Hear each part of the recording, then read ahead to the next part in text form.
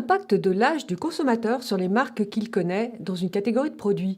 Connaît-on plus ou moins de marques avec l'âge? Peu de travaux examinent cette question, en dépit du poids économique croissant des personnes âgées. Cette question est importante parce que, en particulier sur Internet, avant d'envisager l'achat d'une marque, il faut d'abord la connaître. Dans l'article intitulé Impact of Age on Brand Awareness Sets, A Turning Point in Consumers' Early 60s, publié par Gilles Laurent, Étienne Mullet, Caroline Youn et moi-même dans Marketing Letters, nous apportons une réponse. Notre étude porte sur la connaissance des stations de radio, un média gratuit écouté par près de 80% des Français selon Médiamétrie, et particulièrement par les personnes âgées. Ainsi, dans notre étude, les plus de 60 ans écoutent la radio 3 heures par jour contre 1h15 pour les moins de 30 ans. Nous posons à 169 adultes âgés de 18 à 92 ans les deux questions classiques pour mesurer la notoriété. Notoriété spontanée par une question ouverte. Quelle station de radio connaissez-vous, ne serait-ce que de nom?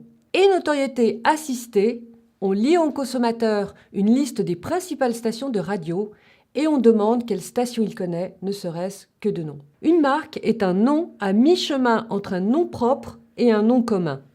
Saltaos, en 2014, un chercheur bien connu, a montré que le vocabulaire général, la connaissance des noms communs, augmente linéairement jusqu'à un plateau maximum de 60 à 66 ans environ, puis décline après 66 ans. Par contre, la mémoire des noms propres, elle, décline tout au long de la vie. Qu'en est-il pour les stations de radio?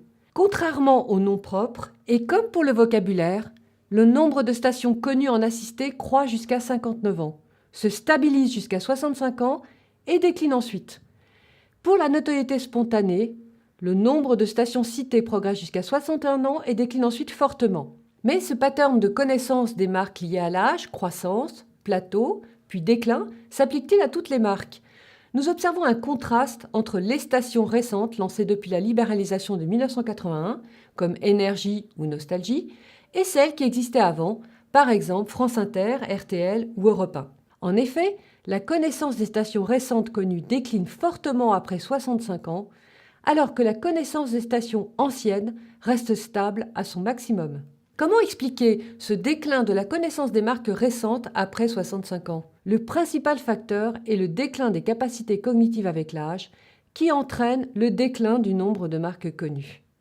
A l'inverse, un bon niveau d'études et une forte durée d'écoute de la radio sont des facteurs positifs.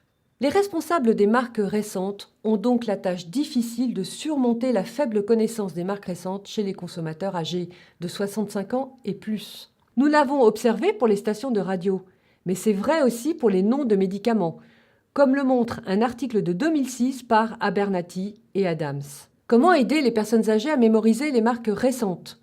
Nous recommandons d'utiliser des indices mémoriels pour aider les personnes âgées, par exemple en reprenant des préfixes de marques connues, par exemple Nespresso de Nestlé, ou des homophonies, les alarmes Vérissure, ou des logos déjà connus. Les pouvoirs publics et les distributeurs pourraient utiliser également un code couleur mettant en valeur le nouveau médicament ou la nouvelle marque dédiée aux personnes âgées. Pour en savoir plus, notre étude a été publiée dans le volume 28 du journal Marketing Letters en 2017.